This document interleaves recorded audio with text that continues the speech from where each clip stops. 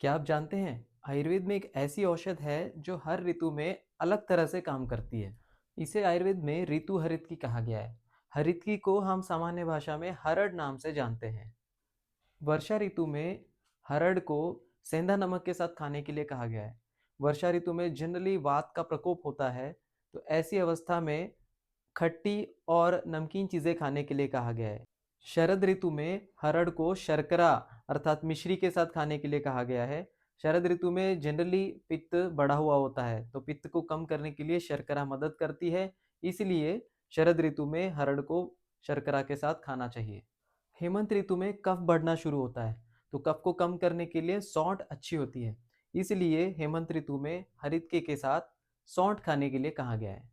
शिशिर ऋतु में भी कफ बढ़ता है, इसलिए हरितकी के साथ शिशिर ऋतु में पिपली को खाने के लिए कहा गया है। वसंत ऋतु में हरितकी को मधु यानी शहद के साथ खाने के लिए कहा गया है।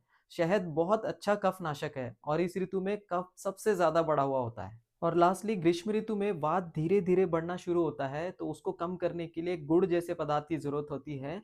इसलिए ग्रीष्म ऋतु में हरितकी के साथ गुड़ खाने के लिए कहा गया है। तो ये थी ऋतु हरितकी जो रसायन की तरह काम करता है।